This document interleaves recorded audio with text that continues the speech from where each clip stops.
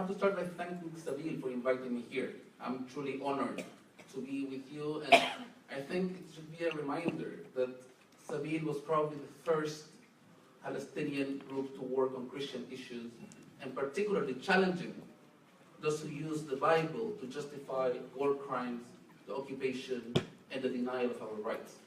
So I'm truly honored to be here. It's not the first time that Sabeel invites me to talk to a group, but here I think it's a very important occasion. We are marking 100 years of the Balfour Declaration. It's true. 2017, it's a year full of landmarks for our people. And I think focusing on Balfour is the right thing. Because if you understand, and I'm not going to remind you again about Balfour, and as Tarek said, that he's on the face of many people coming from the United Kingdom talking about Balfour. I don't want to remind you about Balfour again. But I think the main message is that Balfour started by the fact that Palestinians have no rights. In fact, a few months ago, I don't know if you follow what the Minister Tobias Elhood, the British minister in charge of the Middle East, said, when he said, well, yeah, we probably made a mistake because the Balfour Declaration doesn't include political rights for the Palestinians. So, yeah, we are not going to apologize, but we're not going to celebrate. And a week later, Prime Minister May said they're going to celebrate, and a few weeks later, she invited Benjamin Netanyahu and invited him again to go back in November and celebrate together the British theft of Palestine. And I think the other important point of meeting here is that we're meeting very close to Easter. As Noor always makes fun of me at this season, she says that I become a bunny because I fast.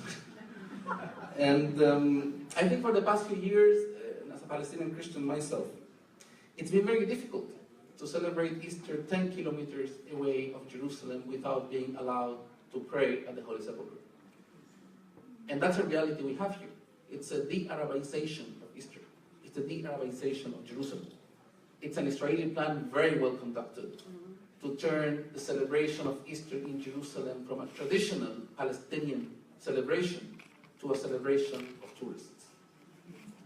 And I want to remark tourists and not pilgrims, because if there is something I learned from this organization, from Sabeel, is that there is a big difference between tourists and pilgrims. And I think we have many tourists here. I think it's 1 million, 2 million that we got this year, 1.5 million. People coming to see stones. I've seen people laughing on their buses while crossing the annexation wall at Bethlehem 300 checkpoint. And those kind of images that make the Palestinian people, particularly Christians by the way, feel completely hopeless. We've been forgotten. Now I'm doing my own research. I'm preparing a book about the position of churches. I may get excommunicated after I finish it. Position of churches regarding Jerusalem. And I think it's very interesting how in the period of the Balfour Declaration, many Palestinians, including Muslim religious leaders, they would send delegations abroad, including to the United Kingdom, with the message of, how come you're selling out the Christians from the Holy Land? And by the way, the Holy See was against the Balfour Declaration. The Holy See did not support the partition of Palestine, and it was just by the end, 1947, when they saw that they were going to divide Palestine, when the Holy See says, well, at least have a corpus separatum in Jerusalem where the rights of the churches could be saved. But why did the Holy See oppose the Balfour Declaration? It's because they knew what was going to happen to their community. How can you think on gifting a country that's not yours, denying the political rights of the people there? And so, as an introduction, if you don't understand that Palestinians are victims, and I agree with you, I hate to be a victim, but that's a reality, that Palestinians are victims of British colonialism, and that the least we could expect is an apology, then it's very difficult for you to understand everything that came later on. Because, again, it's a consistent denial. We were expelled in 1948, 418 villages were destroyed, our people was divided between the people that living under oppression here, people living in exile, people that were not allowed to come back. We were told, it's very easy. Accept the facts. Recognize Israel. Recognize your resolutions. Recognize the 1967 border. You're going to have your state. You know what? The PLO recognized it. 1988, Palestine National Council, Declaration of Statehood, recognition of Resolution 242. Within 5 years, you will have your state. It's been 27. And if we want to go into Oslo, there is even more to talk about. Today, we are 6 million Palestinians living under Israeli control, both in the occupied territory and in the state of Israel, and we are 6 million Palestinians abroad. What kind of message we want to give to 12 million Palestinians all over?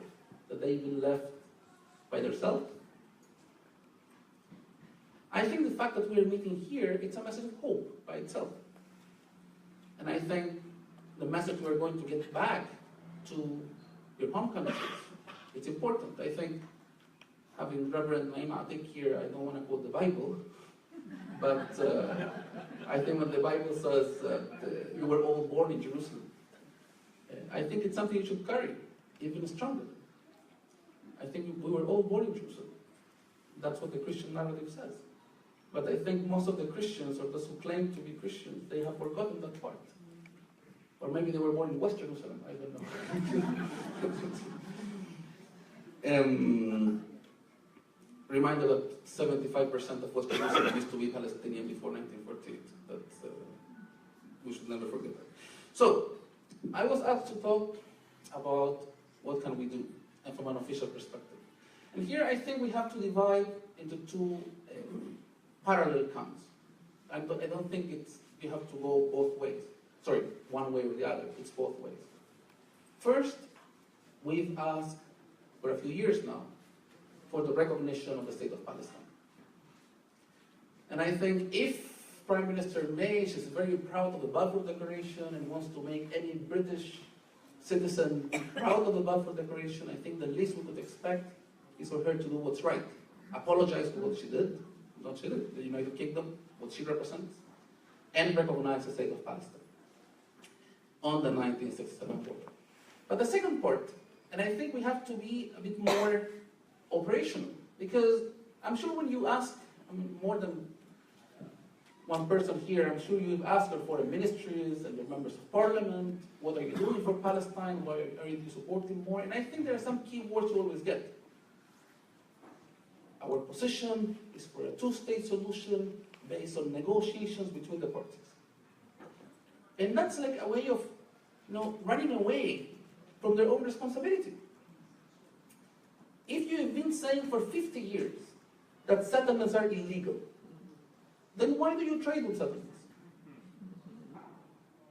Well, now with the new Israeli law for saying that I may be deported, last night they approved a law saying that if we call for a boycott of settlement products, we're not going to be allowed to be here. You should all boycott settlement products.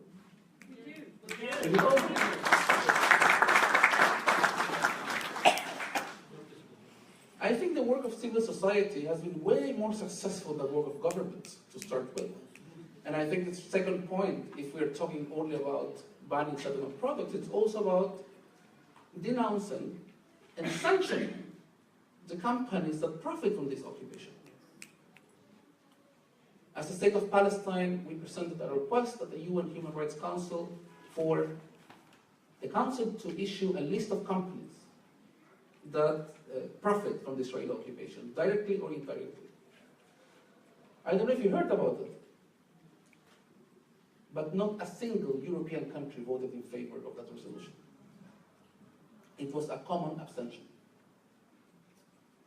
We were actually threatened, and because I'm being taped, I'm not going to say which country, but I'm sure you can imagine. We're talking about Balfour, right? that they were not going to support a resolution on the right to self-determination of the Palestinian people if we push with that position. We did, and we got it. And now list is going to get out. The Israeli Foreign Ministry came out talking about a blacklist. You know what? Yes, use it as a blacklist. It's totally indecent, immoral to trade with any company involved with this dirty occupation. And I hope you're going to make very good use of this list. Denouncing it's always important. And I think there are many other ideas that I would give you off the record. I think the legal aspect of our outreach should be strengthened. And not only at the International Criminal Court level. I think if we're talking in a conference of Palestinian Christian organization, let me remind you that there are 4 countries that have a special status in Jerusalem: Spain, Italy, France, and Belgium. And I understand that by their status quo, they are responsible for what's happening, particularly with the Catholic community and the extended Christian communities. Well, I don't know how many people in those countries have followed on the responsibility each country has and how this should affect their relations with the occupying power. You have to be creative. But I think if we are able to get to a position whereby Israel pays a price for what they are doing, I don't think that all this discussion on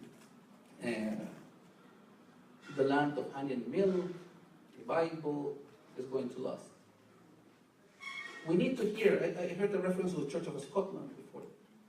We need to hear more voices like the Church of Scotland, when they clearly said a few years ago, you don't use the Bible to justify war crimes.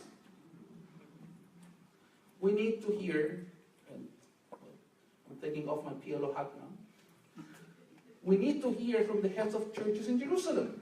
Where is their endorsement for the Kairos document? Where is your endorsement for the Kairos document? That it talks about BDS, what's the problem? Are you talking about armed struggle? Are we going to join Al-Qaeda or something like that? I'll just end by giving you one example that I hope will make you think a little bit about what the position their governments have been taking vis-a-vis our rights compared to what they take on Israel. You imagine if tomorrow we call for a press conference in Ramallah, and President Mahmoud Abbas comes out and says the following: Prophet Muhammad ascended to the sky from Al-Aqsa, and therefore all of Jerusalem is the exclusive property of the Islamic nation. All of Jerusalem, west and east, is the undivided capital of the Islamic nation. That's what our Holy Quran says. What would your government say? When Benjamin Netanyahu comes out every single week, go to the minutes of every single meeting, cabinet meeting, repeating, Jerusalem is a eternal and undivided capital of the Jewish people for 3,000 years. There is no response. The problem here is not only that we're not taking action on the Balfour Declaration, it's not that we are not banning settlement products, it's not that we are not having any legal action regarding Israeli occupation. It's also that we allow this narrative to continue. We are not allowed to have a narrative that talks about denying the rights of the Israelis. But their narrative, which is an ongoing narrative, I think I was one of the very naive people that when this extremist government in Israel was elected, I said, great, that's it. Everyone will know what about the occupation, they're going to take action. No, they're accommodating themselves. I don't know if any of you saw the state of Federica Mogherini last night, saying that there are preparations ongoing for the EU-Israel Association Council and that they are going to keep moving on that. By the way, there is also a Palestine EU Association Council. She didn't even announce it. But she had to say that there is an EU-Israel Association Council. rewarding Israel for committing war crimes. What else? But the other problem is that in this region we live in, mixing religion with politics is very dangerous. It makes no sense to fight Daesh, those who want to create the Islamic State, those so-called, and then support the impunity of those who want to have the Jewish state. When you deal with, and I'm here representing an official position, I tell you support the two-state solution, but I also tell you, as well representing the official position, that there will be no peace if you don't take into consideration the rights of everyone. And I saw here some Palestinians of Israel. How come countries like the United Kingdom or the US are going to come out with officials saying, recognize the Jewish state of Israel? Where are you, Christians of the world? If there is a recognition of Israel as a Jewish state, and if democratically, because there are some people that would like it, tomorrow Palestine has a government that wants to declare an Islamic state here. Why couldn't they? Why couldn't they? It would be a democratic choice. Well, and then I would say it would be our choice to be Islamic, Christian, Marxist, whatever. I'm not asking Israel to recognize Palestine as anything. But the point here is, why do you allow Israel to keep moving with this racist, colonialist narrative, while Palestinians are condemned to be the good guys? Behave well, as you said, teach your children right manners. You are teaching them to hate, it's not the occupation. How many minutes I have? You have 1 more minute. I make very good use of this minute. The last point, I didn't prepare this one, but I saw many familiar faces here. I would like to thank you, taking my PLO hat again out.